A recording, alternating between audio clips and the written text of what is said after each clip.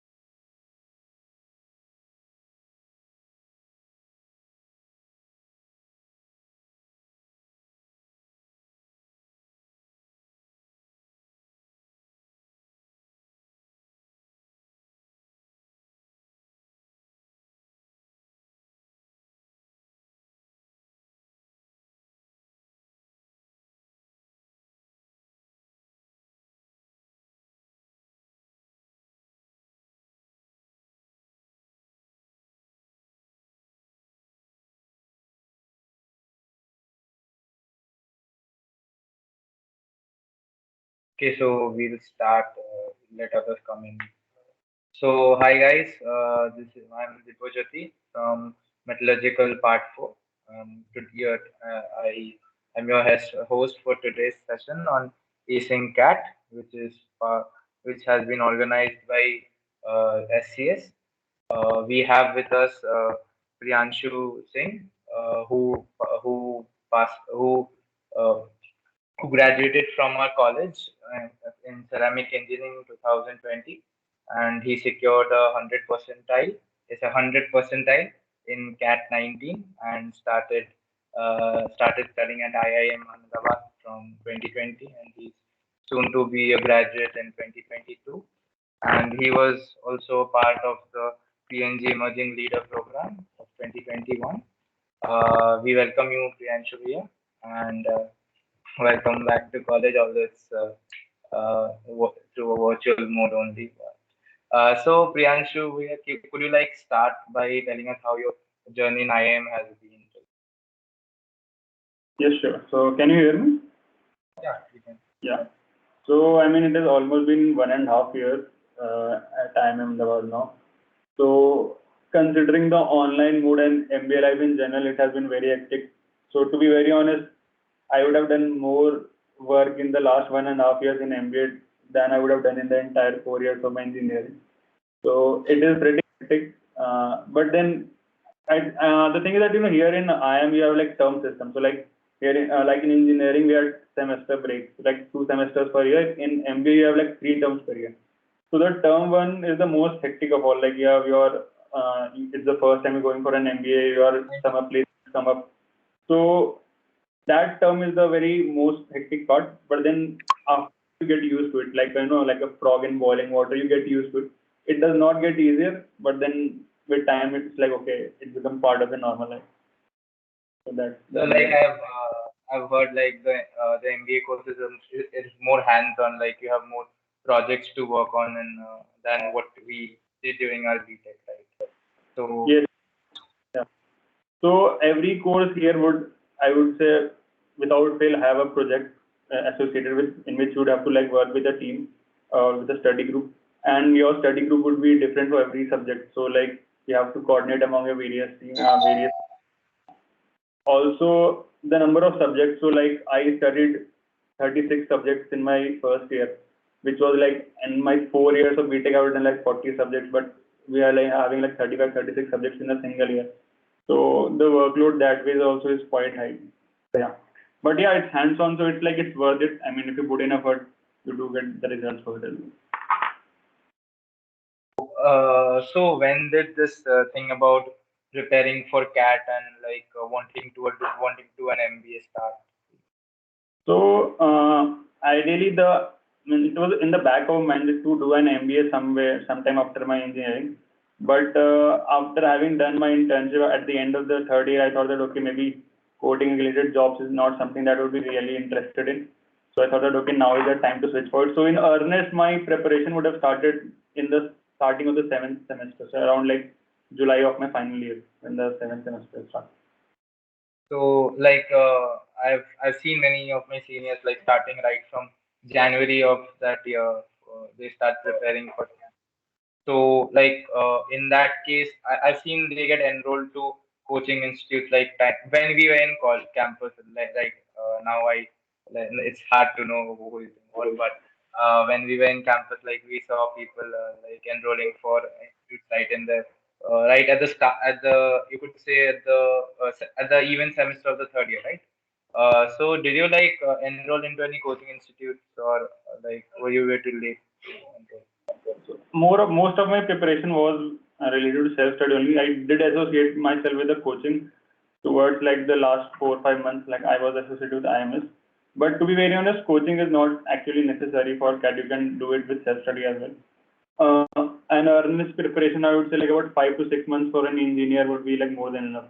But of the three sections like quant and the DIRS section is something that just needs kind of a brushing up and can be done within a period of like 1 to 1.5 months. It may be the VARC section that does require a bit of effort, especially for engineers. So I would say like 5 to 6 months is more than enough. Anything more than that, you would actually start getting bored and you might lose steam by the end of it. True. Now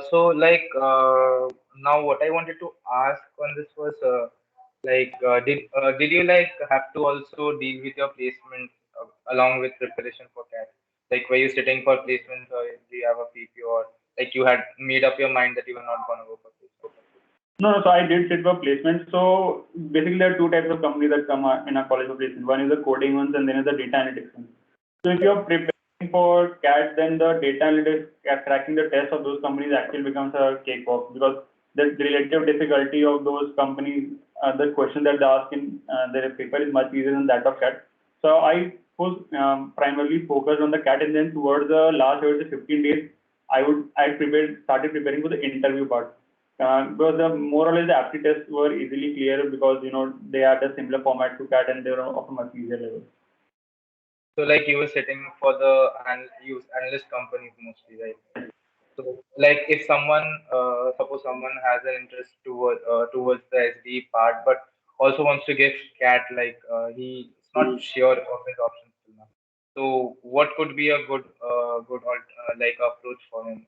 Because of course, he has to do CP and then he has to do quant and not just quant, he'll also have to do VARC and DI.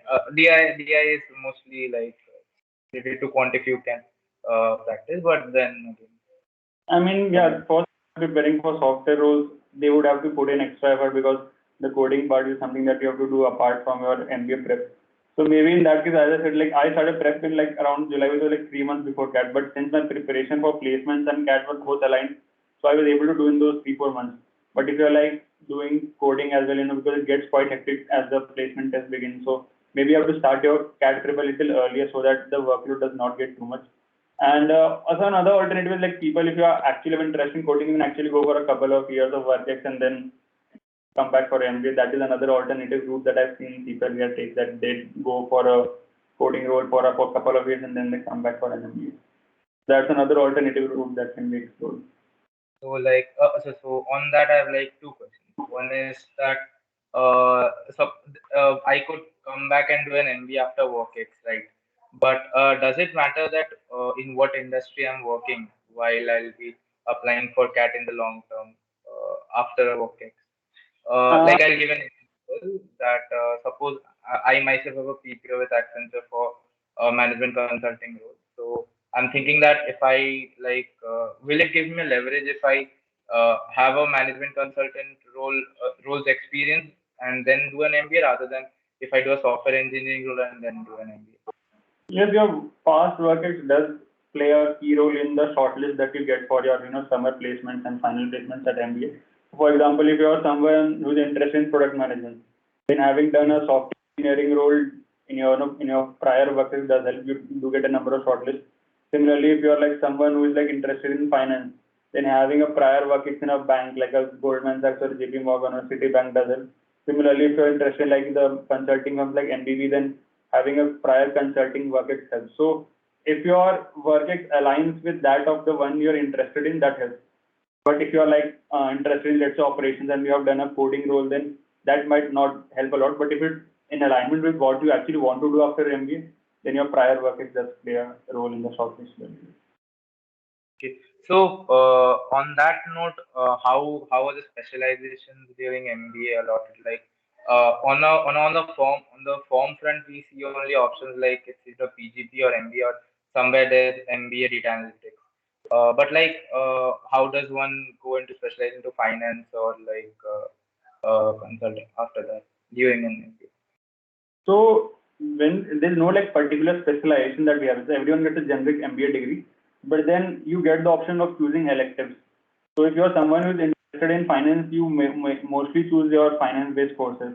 If you're someone who's interested in marketing, you mainly choose marketing-based courses. But if you are someone who's like a generalist, you can choose a mix and match of all the courses. It's not like you are one particular.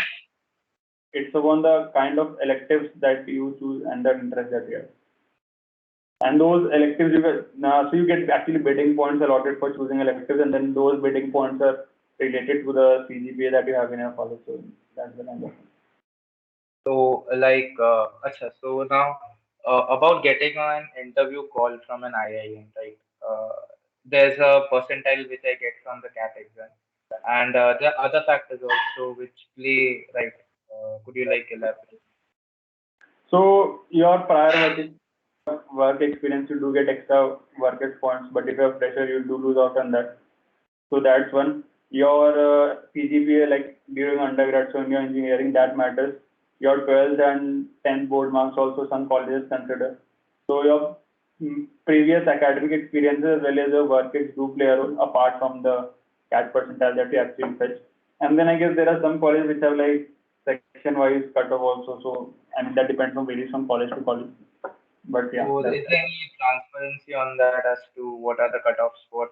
Like I'll probably you will understand we'll understand that there's a cutoff on percentile, but like is there transparency on the cutoff for 10, 12 marks and like that of I mean the section wise, or is it I'm more like based on the college? not sure about the exact cutoff for the board marks. I think 80% for 12 was something that I read about IIM Ahmedabad, but I'm not too sure whether that's an official figure or someone had just quoted based on the past experiences. But people do occasionally file RTI to find out the exact cutoff for that year. So if someone is very interested, they can actually file an RTI and they do reply to those. So you can try that model. Because like quality of work X can't be quantified, right? Because it's mostly you have this year of this much of work experience, and does it? What I want to get on is, does it matter as to what kind of a work X I have? So it can't be quantified, but so like let's say like you have 20 months of work experience, let's say a particular company and someone else has 20 months of work experience from another company. So you do get the same points for that in your form, like when it's used to determine the cutoff for the call. But when you get an actual chance for the interview, so if you had to work at a good firm or had a good role, then you can actually leverage that during your interview. So it's not quantifiable per se, but if you can speak about that in a way that impresses the interviewers, then yeah, that's something that can be leveraged. So, like on that note, during an interview, like when you're filling up the form, they don't want you to fill your internships, right? But does it play a part during the interview? Like, can you leverage that, or do they ask you about your previous internships if you're a fresher? So yeah, I mean, if you're a fresher, you can talk about internships and like basically you have to sell a story as to why you want to do an MBA. Well, everyone wants to do an MBA, so your story needs to be the more convincing one. So if you have had a work ex, then you can say that okay, I was doing this role, then I got interested towards the management role, something like that. If you're a fresher, selling that bit becomes much more harder because you haven't had past work ex. So maybe you have to somehow use your internship that you have done after your third year, or maybe you have to somehow bring in the POR that we have done and talk about that, okay, maybe the leadership roles played a role in interesting developing interest for MBA. So you all, in a nutshell, all you need is to sell a story. Now, what would be the components of that story would be based on your past work ex or previous experiences. Basically, you need to convince the interviewer based on that story. Like, is it true that people from engineering backgrounds are grilled more in the interview round as to why they want to do an MBA? And like I've heard there's like a grading scale. Like I'm sure you all have also heard of it during when you were in college. I mean, yeah. So there So are advantages and disadvantages to being an engineer. The advantage part is giving the CAT exam, that the quant and DRS exam, something that is much more relatively easier. But the advantage ends there. The disadvantage starts from there on as to the interview process. So I mean, it's the rite of passage here in India that an engineer needs to do an MBA at some point of time. So they do grill you a lot more, especially an engineer. Also, at some college, you do get extra diversity points based on the undergrad background that you have, which I guess the engineers don't get. So actually you get different marks also allotted for that. So that is another potential disadvantage. So engineers do get a little more graded compared to, I guess, and that in my opinion could be different as well. do our personal interview rounds preceded by a GD in colleges in any IIMs or In my XLR interview, I had a GD prior to that. Apart from that, I did not have a GD at any of the IIMs. They do have a written test, as in like they give you a scenario that you have to write like 50 to 20 minutes, that analytical written test or something that's called. I don't remember the exact name. So they give you a particular scenario and then you have to write on it about like 15 to 20 minutes. So that's before the interview and then the actual interview takes place. So at times they might ask you about what you wrote, because once you write it, it gets sent into the panelist. They might read it before the interview. So you might sometimes be asked question on that, sometimes not. okay.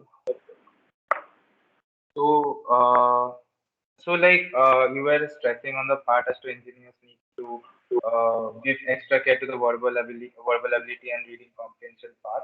So like, how did you like upskill yourself in that? So I mean the VR section is, I guess, the Achilles heel for most of the engineers. So in what I had done was that I developed reading habit of reading about like 2 to 3 months before CAT. So I used to read the editorials of the Hindu and Indian Express every day for like about 45 minutes to 1 hour. Because once you get in your engineering life, the reading habit somehow goes away. So the reading speed goes down. So that's necessary that you need to read some hard stuff and need to improve your reading speed. That's one thing that I did. Also, in the test taking part, I divided my time. So in my time, there was the VRC section used to be 1 hour. So I used to divide like, okay, 40 minutes should be for the reading comprehension section and the 20 minutes for the verbal ability section. Then even those 40 minutes I used to break it down like, okay, there are 5 comprehensions. So that translates to like 8 minutes per passage.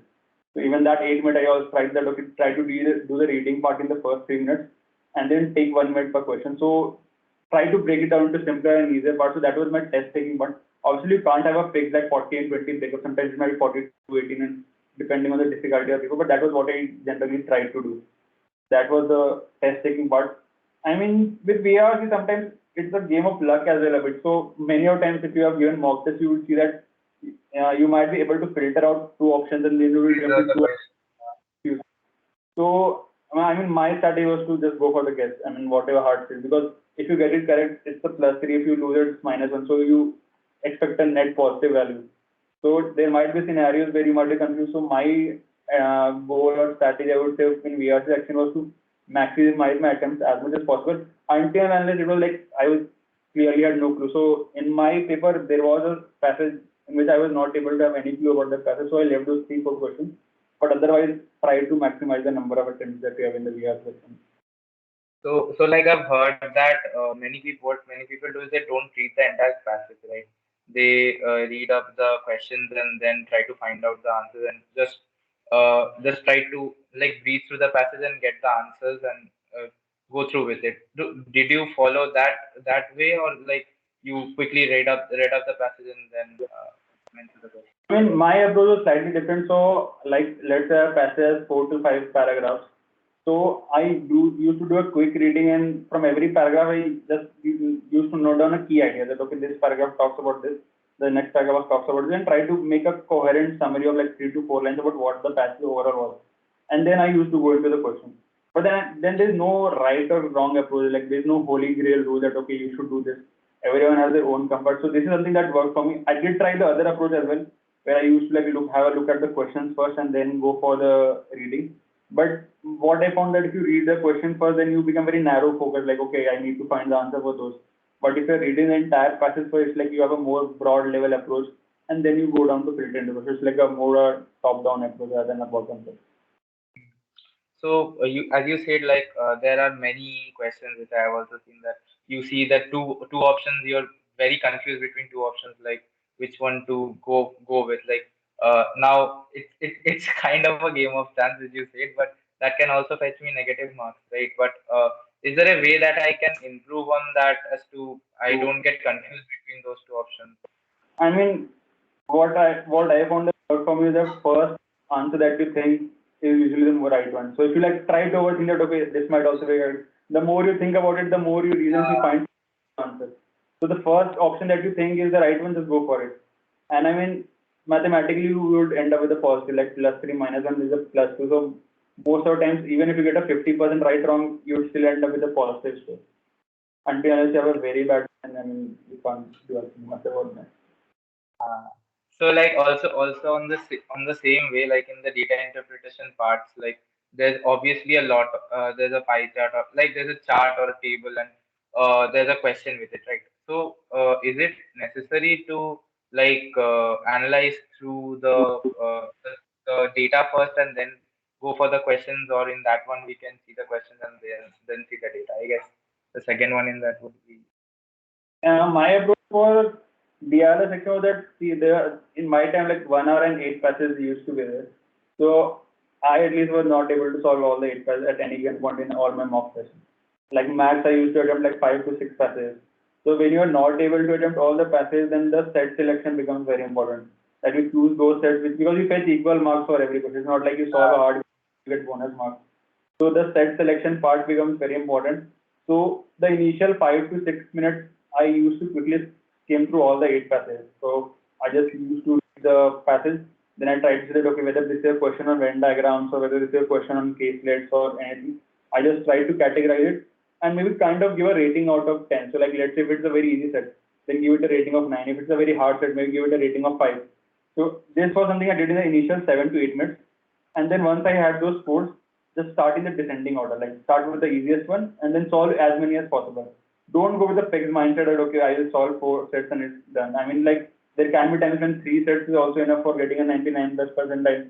But if the paper is very easy, then even 6 sets won't be enough. So just start from the easiest one and try to solve as many questions as possible. That was my approach. Kind of clears it out. Also in the quantitative, in the quant part, like there could be questions on some topic which take a lot of time, and there could be questions on topics which come pretty easy. Like a number theory question could be like solved in very less time, or it could take a lot of time also. So, like, how did you maximize your output in quant in that way? So whenever I used to attempt the quant section, my target was to go for at least 30 questions. So like that's Okay. basically left with 2 minutes per question. So I used to read the question like used to take 15-20 seconds. If within the 15-20 seconds I figure out a way, like I don't need to have final answer, but if I can see that, okay, these are the steps that I need to take to get to the answer, I will start solving it right there and then. But if I'm not able to figure out the path that, okay, if I get this and then I'm not able to somehow confused, just move on to the next question. So that was my approach. So we used to do a initial cycle, maybe in the initial cycle I solve like let's say 20 questions. Then again come back and then check the one that are left behind and then on the basis of relative difficulty, solve from the easiest to hardest. So I mean, see the thing with CAT is that you can't be stuck on any particular question for a very long time. You can't take it on your ego that, okay, no, I need to solve this question right now, and so you need to put your ego aside and just try to maximize the number of attempts that you can.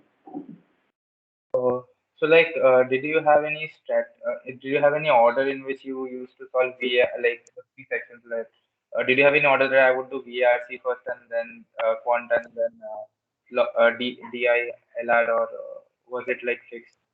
I think as far as I remember, till our times we did not have the option of switching between sets. So VRC section was by default the first section, DILR by default was second, and then QA was left. So we did not have any choice or option per se to switch between sections.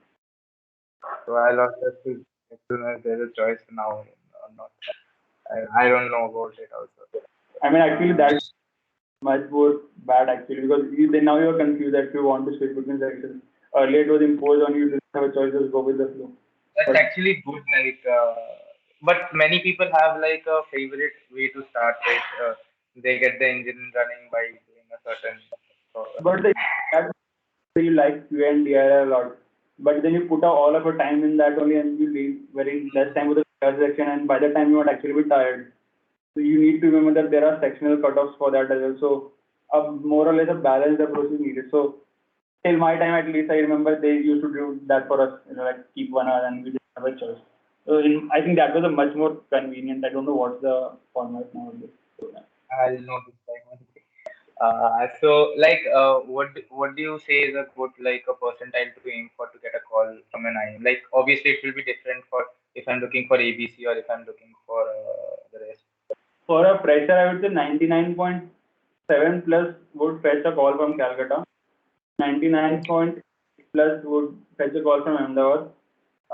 Bangalore is a very high preference for people with working. So if you want to go there as a fresher, I think something like 99.995 or even more is required for a call as a fresher from Bangalore. If you are working, then it gets much more easy. Mm. And about the rest, like Cozy, if someone like good with Cozy Code or Indore and I um, mean, Indore has a very high preference for 10th and 12th board marks. So I remember I yeah. did not get a call from Indore because I had Mhm. my percentage in 80s in class 12. I guess that affected my score. So they put a lot of emphasis on your 10th and 12th board marks, especially for Indore. Kozhikode, I would say 99.5 plus is a good enough. Even for Indore, if you have good cards of like 10th and 12th, so 99.5 plus would fetch a call. But if you have like board marks in 80s, then Indore is particularly very harsh to that. Okay. So, could you brief us through your personal interview round, what was asked from you, and did they ask you cases and? So my bank, so in I am Bangalore, they need you to write a SOP before your interview. So like I guess a 500 or 600 word SOP as to why you want to do your MBA. So the most of your questions in the I am Bangalore interview revolved around that SOP that you have written as to why you want to do your MBA. They might ask a few questions about the current affairs, but most of the questions generally revolved around the SOP. In I am Calcutta, it was I guess I talked about my interest in cricket and mathematics, so my interview more or less revolved around that. They did talk about my internships. I talked that I did some data analytics and stuff in my internship. So they did talk about like what languages you used or what were the different libraries. So maybe you can't bluff, so you need to know what you did. So they did talk about my internship part. I'm currently into relatively very still. They sometimes ask mathematical questions. For example, I remember in my case, they asked me to plot a graph of runs scored by Virat Kohli in his career, somehow like a cumulative graph and show where is the derivative is less than zero or something like that. So they tend to ask you some very basic math questions at times. In Calcutta, they have a particular preference for mathematical questions. Ahmedabad was a tough one. I mean, it started out well with a generic conversation, but then they started to drill down as to why you want to do your MBA now as a fresher. Now, like you have wasted an engineering seat, now you'll go and waste your MBA seat as well. So they did try to create a kind of a stress interview kind of scenario. I somehow Yes, gave some, not remember what exactly I gave, but I somehow managed to find my way out. But yeah, that was a little stressful interview as to they wanted to like say that okay, you have wasted engineering seat, now you are going to waste MBA seat. If you were so particular for MBA, maybe you should have gone for, I guess, some BBA or something like that. So that was a little bit of a stressful interview, but somehow I think I was able to find a way out. so your interview was on online mode, right? No, no, But I it was was lucky one. So Calcutta was online. Calcutta interview was like in May or something. All the other ones were done before the lockdown. So those were the so. options. Is there a difference we are given like two options, right, to choose about our interview center? So is there a difference? Like, have you heard there's a difference in interviewing process in if you're going right at the college or at an interview center? I talked to some freshers who have come and like there is no particular difference. I mean, they do call to some particular specialized centers where you have to give the entry and there is a screen and You can see the two panelists in front of you. So basically, more or less, they are just move the process from an offline to online mode, but the preparation and the questions in general remain the same. So it's not like you need to change your mode of preparation or something. That's true. So, other than that, yeah. So, is there any scholarships available in IIM after you go there before? So that on tuition fees and all that. So at the end of the first year, you do get merit-based scholarships based on the CGPA that you have at the end of the first year. So there are a number of merit cum means scholarships available at Ahmedabad. Bangalore has something this where they give a scholarship before admission based on the composite score that you have after CAT interview. It is something very particular. I am Bangalore only. But in the case of other, they give you scholarship based on your first year performance. So that is it. Okay. So, this would be a pretty advanced question, but during placements at IIMs, do some companies have preference for people who had a work experience and then did a PGP or an MBA, or is it mostly same for everyone? I mean, yes, there is a certain preference for people with work during your MBA because it shows the kind of domain. Like, let's say there's a guy who's there, let's say there are two guys who are interested in product management. But if one is with no work experience and someone has worked in a software engineering company, then the guy with the software engineering work would obviously get a higher preference because he has shown a particular competency in that domain. Similarly, if a guy is interested in finance, and he's a fresher. So if he has not done any CFA kind of thing or something like that, then basically he has to sell your story. So if you have some prior working, they know that okay, you know some stuff in that domain. But if you are a fresher, then maybe selling that part becomes a little more difficult.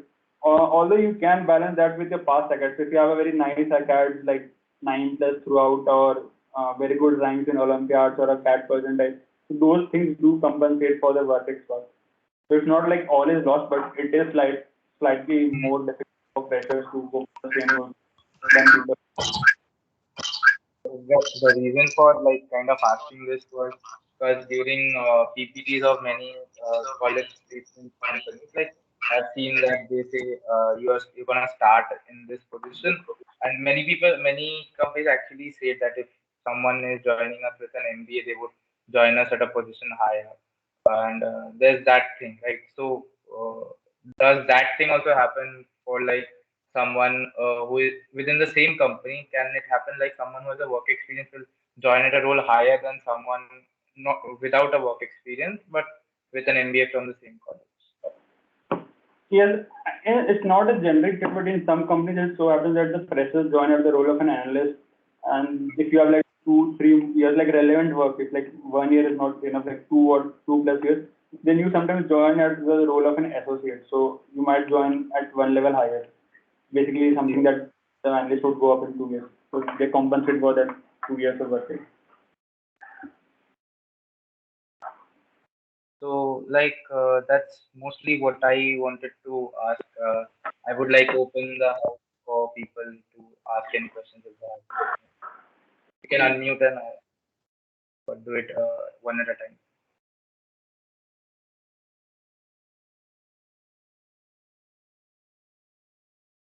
Yeah, Arya, you can go on. Hi, Bea. I wanted to ask, like, when you attempting your mock tests. So, at start, what were you expecting? Like, how much scores? What were you aiming for? Like, for getting 99.9 percentile, like, starting with mocks, how do you increase the scores you must get in the particular mocks and all? So when I started giving a mock test, it's not like there's no fixed score that I was aiming for. In fact, even my actual CAT, it's not like I had a fixed goal of like let's say scoring a 150 marks or 200 marks. My goal was to like solve as many questions as possible. See, the thing is like CAT is a percentile system. So like the thing is you need to be better than others. It's not like you need to score 300 out of 300. It's just that you need on that day you need to score more marks than that of others. So there might be times like when the paper is very tough and like a 200 marks might fetch 100 percentile. Times when paper is very easy and 260 marks might also not fetch 100 percentile. So don't go with a fixed mindset of like scoring X number of marks. Just try to maximize the number of attempts and with accuracy obviously. Also, when you're like preparing for CAT, I mean, there are two ways you can think about it. One is like, okay, there are 50,000 people giving the exam. So that puts a lot of stress. If you think in the terms of sheer number of people who are giving the actual exam. But if you, the other way you can think about it like, okay, it takes only like 240 or 80% marks to get 100%. If you think that way, then it becomes like, okay, it seems much more reasonable. So 80% marks, I mean, that's achievable. So a lot of it is in the mindset approach that you have for the exam. So don't put pressure on yourself prior to the exam that, okay, I need to score X number of marks, I need to have Y number of attempts. I mean, depending on the difficulty of paper, that might vary. Thank you.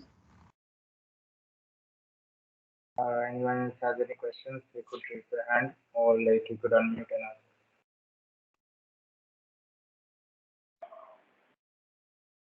I think we have covered most of the questions. Anyone has? I think there is a raised hand. Yeah, So, you can go ahead. Hello, Bhaiya. I'm sorry I joined a bit late. Am I audible? yes, Yeah, yes, you're I can.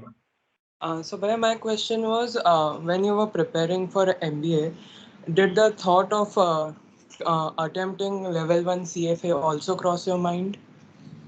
No, to be very honest, by that time, at that time, I did not have a very clear knowledge of like what the value of CFA holds or much information about CFA. But if I had known, then I should have ideally gone for a CFA. So there is no harm in going for a CFA. In fact, it adds extra weightage to your profile, especially if you are interested in a finance domain role. So if you can attend for a CFA simultaneously while preparing for CAT, I mean, there is no harm in it. Go for it. I have a follow-up question on this. So, according to you, knowing everything that you know now and interacting with people that you have, what would, according to you, be an ideal time to start preparation for CFA? Ideal time like about as to level 1 is relatively easier. So I would say 3 months is sufficient for clearing the CFA level 1 based on the people I've talked to. The level 2 and level 3 are much more difficult and they require much more diligent practice. So they would take about like 5 to 6 months. And because now the thing with CFA that I think they've increased the number of attempts that you can give per year. So I think you can now give the CFA exam 4 times every year, but then they have decreased the pass ratio. So earlier like the pass ratio used to be 40%, but now they have reduced that to 25%. So basically they wanted to give more number of attempts and increase the revenue for themselves. So basically you need to be, be thorough in the preparation. For level 1, I would say 3 to 4 months would be enough to, decently clear the CFA level 1 exam. Thank you very much. They did ask about CFA in the form.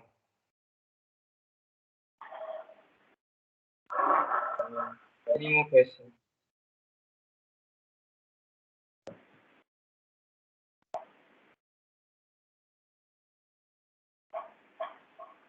In case and no one is, I had one more question that is there like it wouldn't be applicable to me, but is there during the interview, the personal interview, is there a difference in like you have to convince the interviewers more if you're doing an ITD, like if you've done an MTech in already and then you were going for an MBA? No, they treat all engineers. So it does not depend whether you're BTech or ITD. If you are an engineer, you are more or less treated equally only. So that ITD role does not play a part.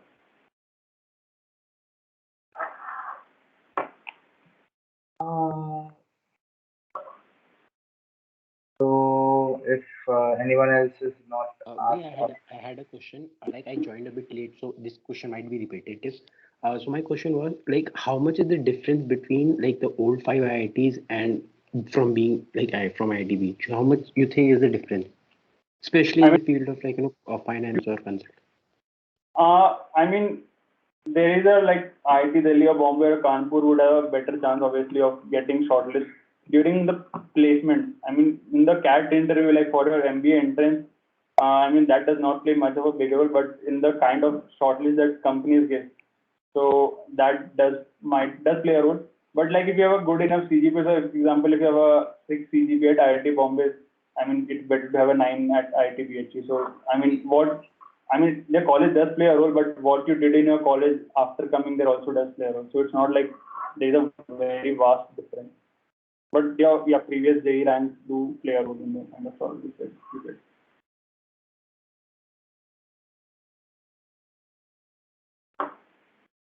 Does that answer your question? Yeah, thank you so much, Vivek. Anyone else? Any other question?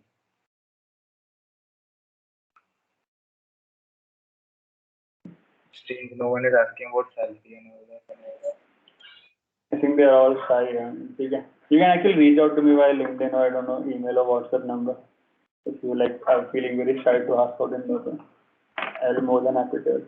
Also, I think if some of you are giving CAT this, I think there are only 2 weeks to go for the CAT exam.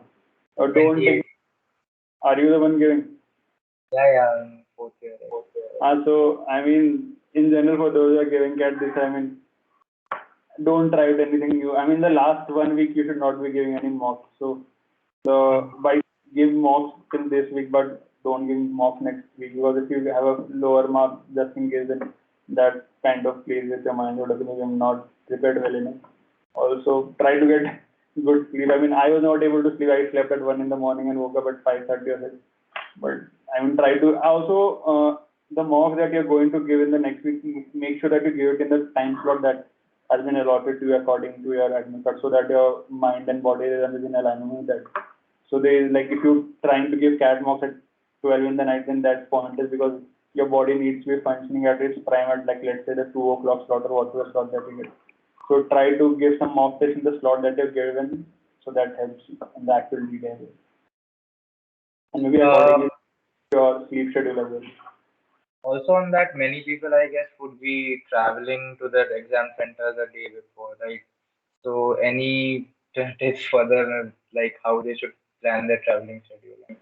I mean, my center was 20 kilometers away, and the cab driver we had talked initially, not, I mean, he did not turn up, so it had turned a little bit of panic-based situation. So try to ensure that if you're going via cab or something, do try to keep an alternative ready just in case. If you're going with your own vehicle, I mean, try to reach the center as much early as possible so that you do not panic needlessly before the exam. Also, if you're having, also try to eat something light before the exam. I mean, don't go empty stomach, but don't eat, have a heavy meal because then the entire energy will be used in digesting the food and not in your brain. So I ate, I think, 4 or 5 those Nestle bars before going in the exam. And there was that's like basically sugar or glucose, so that's easily digestible, but then provides, I guess, instant energy and they taste well also. So I mean, that was what I used to do. I mean, that one of my mentors had actually told me that okay, you can try to eat chocolate before the exam. I mean, they provide you the energy part as well, and you don't feel like hungry. So that is something I would suggest every one of you to actually try before the exam. Don't have a heavy meal, have something sweet so that you don't feel hungry or tired during the exam.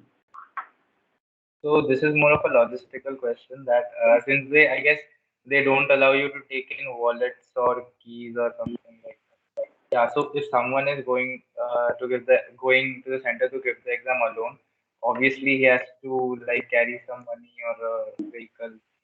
My center, there was that caretaker, that where you can get the coin for keeping a bag. Like if you have gone to this temple or what a VT at our campus, then you can keep slippers outside and then they get exchanged. Earlier token system was there at our exam center. I mean, they do arrange for that at every center.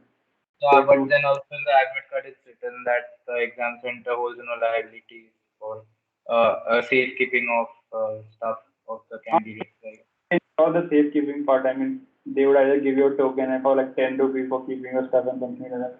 So that is not much of an issue. They do consider that many people would be traveling alone and would have stuff. I mean, I also personally went alone only, so yeah, that's what I did. They don't allow anything wearable. I mean, like wallets or I don't know any metallic objects. So do keep that in mind. Okay, so like if I'll like we could take one or two more questions if anyone else.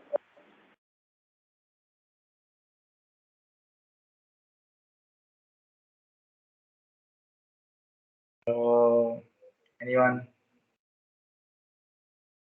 I think everyone wants to go and watch the World Cup finals and they're in a hurry. I think there is a question in chat. The chat is actually not visible to me. Like read it out. Answer the chat if you can read it out. Okay. The question is asked by Rahul Kumar. And his question is, do some companies require MBA degree for promotions to higher posts? And not really. I mean, with sufficient work, if you do get promoted at any workplace, you are. Even if you like join as a fresher at any company, then within 2-3 years of work, if you actually do get promoted. So the MBA degree, I would say, as far as I know, does not play a very key role in the promotion. Eventually, with sufficient work experience, you will get promoted. But like we had heard that MBA helps you get promoted.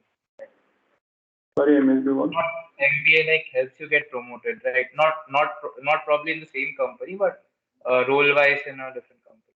I mean, MBA is good if you want to have like a more of a generic kind of career. But if you like want to have a very niche career in the tech sector or like very coding specific or quant heavy, then maybe you're better off not doing an MBA. But if you like want to have more of a generic leadership based management role, then it is those roles that MBA is more accelerates or I would say promotion or something. So like probably no one is probably asking that, but in like everybody would want to know in case like what is kind of the salary jump you can get from doing an MBA. Like I mean, getting in case of an IIT, right?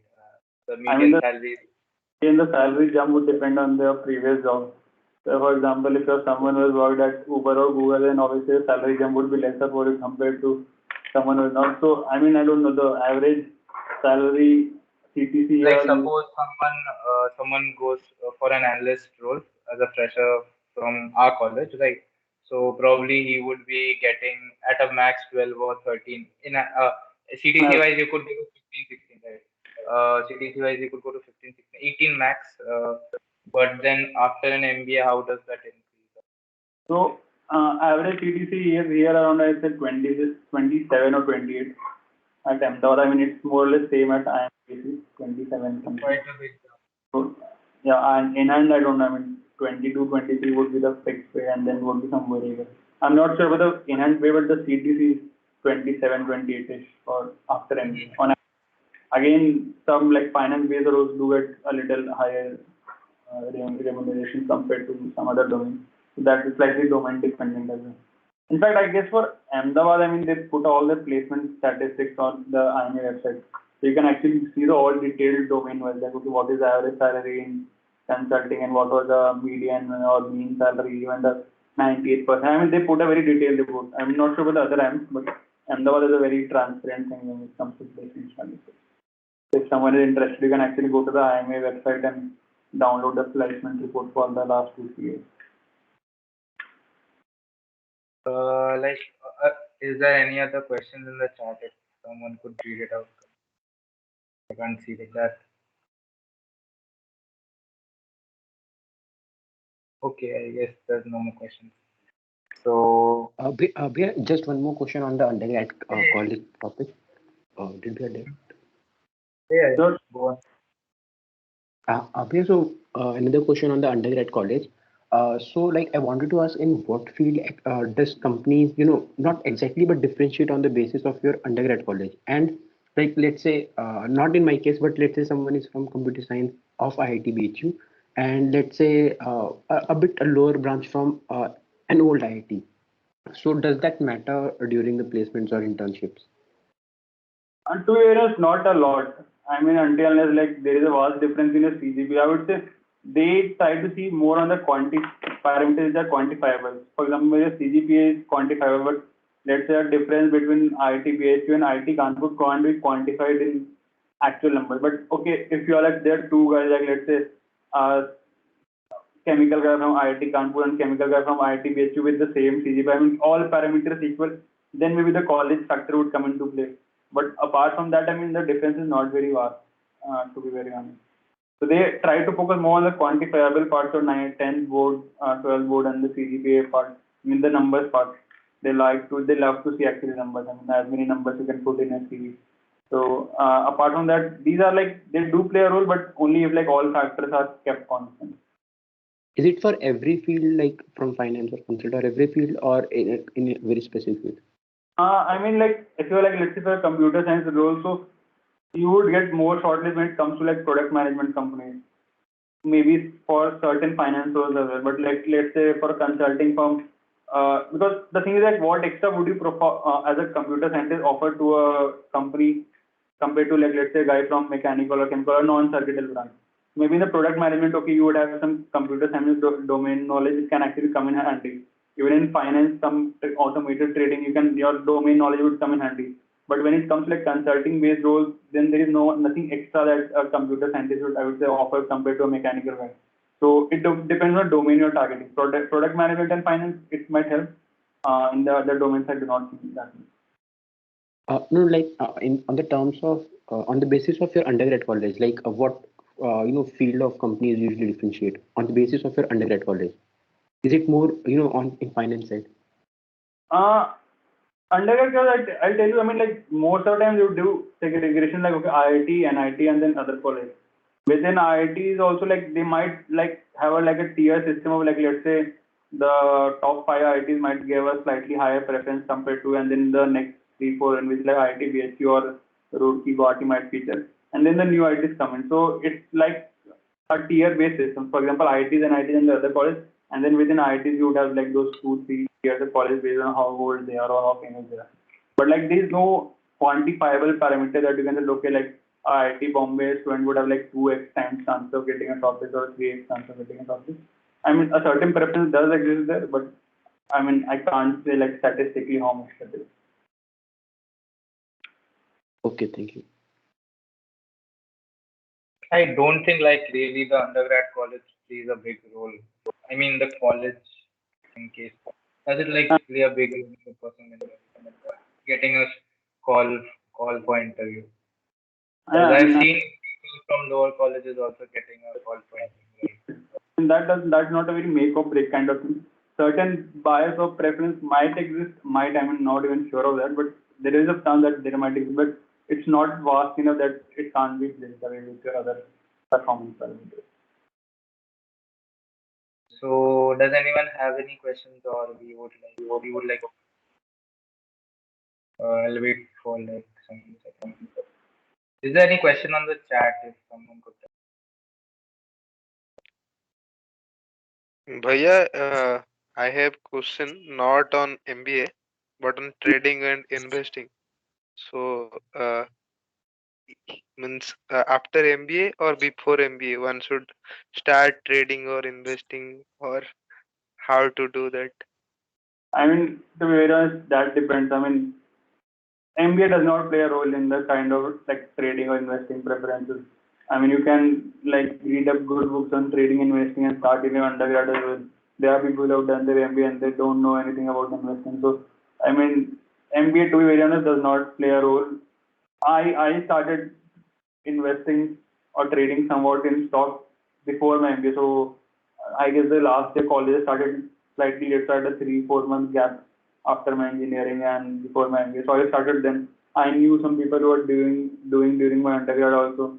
I know of people who are doing MBA and they haven't invested any bit also. So I mean, there's no particularly right timeline. As and when you think that you have the knowledge and like feel sufficiently confident, start with a small amount and then you can scale up.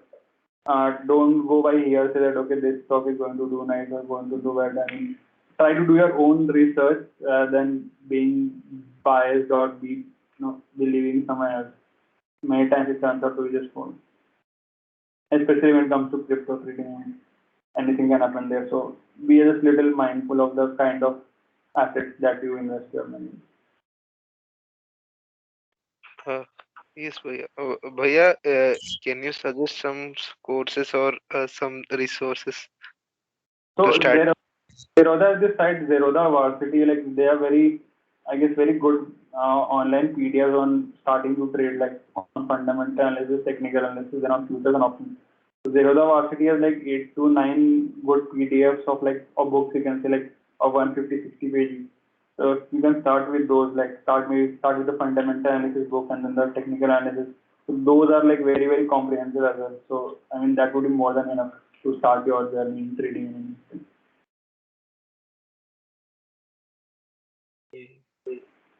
Yes, Bhaiya. Thank you, Bhaiya. No problem.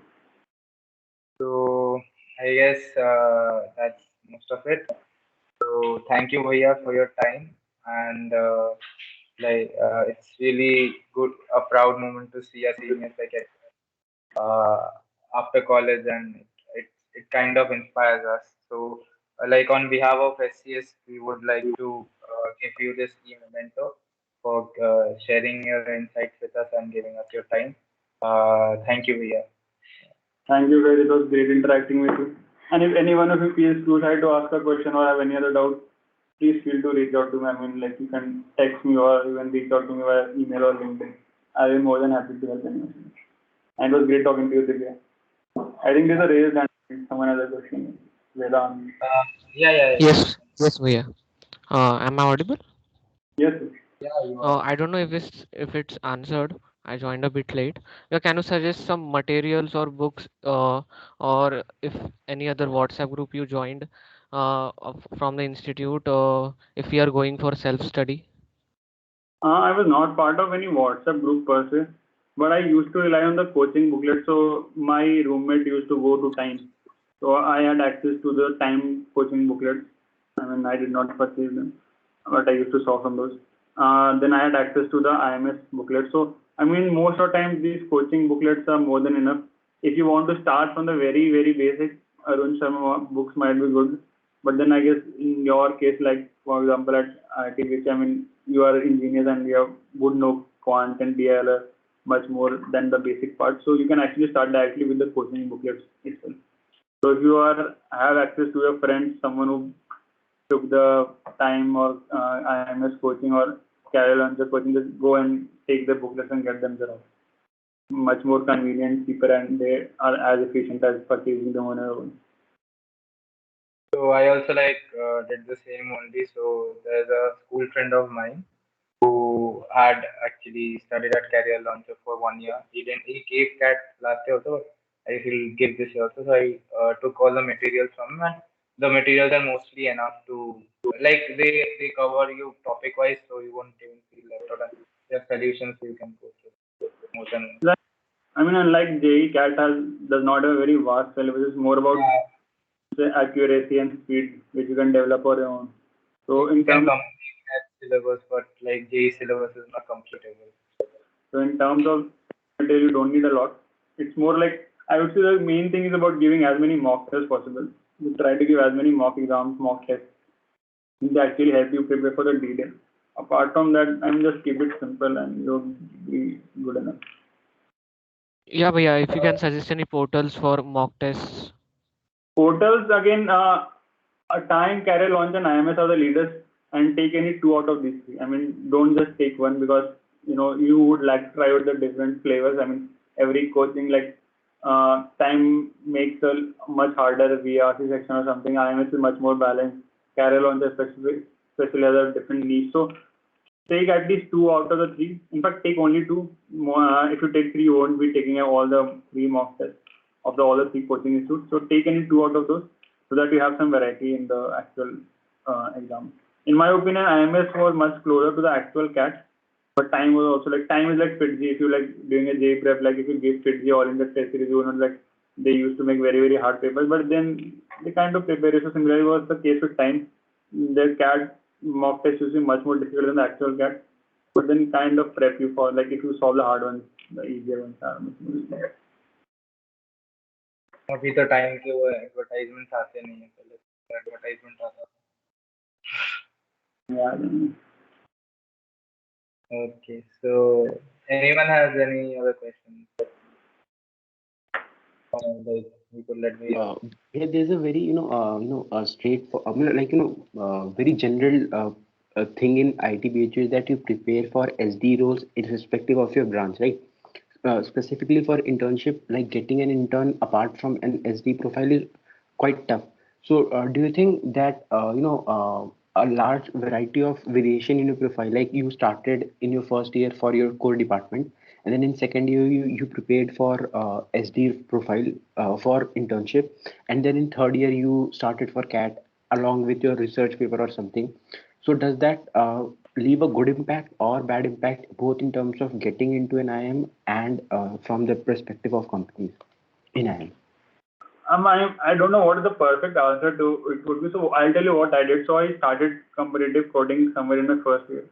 and I was decently good at it, to be very honest. But then that was something that I did not want to do, like as a career option, like for 2 years or 3 years, just sitting in front of a laptop and flashing the keys. So while I was decent at it, that was something that I thought that okay, this is not something I would like to do.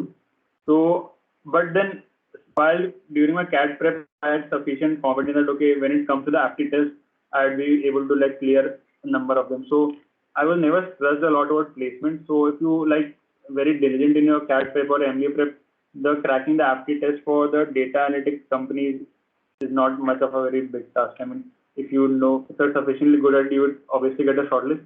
Maybe have a project or two. I mean, in our time, they did not ask a lot about projects, but I think nowadays they do ask for like if you're done any project in Python regarding ML or data science something. So those projects do help. If I had to do it all over again, I would say, I mean, it helps to know coding, to be very honest. I mean, even now also, I mean, I do indulge a bit in Python or R data science stuff, but because, I mean, with eventually with time, everyone coding would become a necessary skill, like knowing basic maths or knowing basic English. It helps to know coding. So if I would have to do it all over again, maybe I would keep doing some bit of coding for the 4 years, do projects in the field of my interest, maybe like try to do a CFA or something like that if I'm eventually interested in doing an MBA. So those kind of stuff. I mean, there was no one to tell us at that point of time, but if you are like have time, I don't know which year you are in that, but if you're like in your second or third year, I mean, you can try for stuff like CFA or something. Those do actually help in building up your MBA profile and the eventual shortlist of jobs that you get. I'm in second year mechanical engineering, but I'm doing some research project in the field of CSC. So does that leave a good or a bad impact? I mean, project obviously adds value. I mean, there is never a bad impact of doing a project. So if you are interested in that field, you can say that okay, I'm interested in the field of computer science, and maybe I would like to go for a career which is somewhat an amalgamation of computer science and maybe management. Or maybe I would like to have a startup of my own or something. I mean, basically, you need to create a story to sell. If you feel the story is convincing enough, they will buy it. If it's not convincing enough, they'll not buy it. So it's on you as to how you sell that story. And it's never bad to have projects. How well you state that project or how well you sell that project is what it eventually depends on. Also, since you're in the second year, I would say like, I mean, obviously you should try out coding. I'm not saying you try to be a software engineer, but basic coding is, I would say, a must skill. So everyone, irrespective of the branch or domain they are interested towards, should know coding. I mean, at least in Python, Python is an easy language to learn. Wouldn't take 2 to 3 days to know the basics of it. So learn a basic coding language, do projects in the field of interest. Don't, like, for example, you're telling that you're doing research put in CS. So do it if you're actually interested in it. So if you're interested in it, it's well and good. But if you're doing just for the sake of it, like I'm doing a project in the field of computer science, I mean, it does not help a lot. So that's that. So if you're interested in it, do for it, go for it. For example, if you're interested in finance, go ahead and do a CFA. You have like more than 2 years, you can easily clear a level 1 or level 2 of CFA in the next 2 years. Okay, thank you.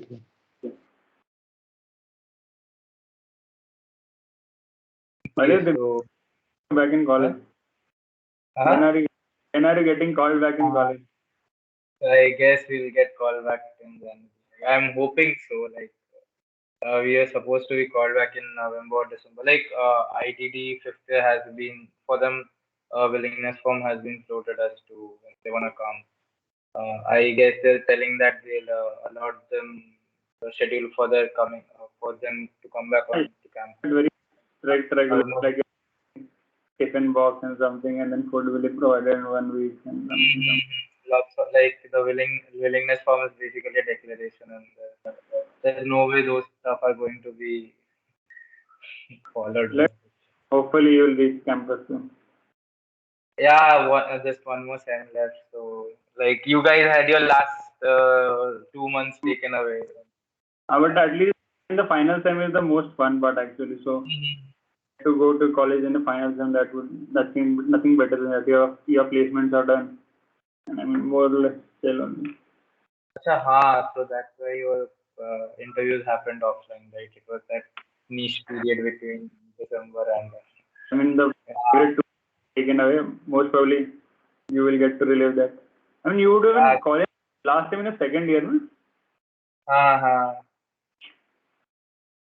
Yeah, I mean, like you came back with you guys. We missed out on all the parties and like whatever was pending.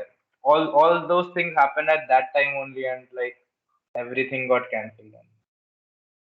चलो कोई नहीं. Okay. Hope to meet you soon somewhere in Bangalore or where. Okay. Okay, Bhaiya. So, like, चलो you could drop. good you guys, good talking to you. And if anyone wants to talk, feel free to reach out. चलो, bye. Thank you, Bhaiya.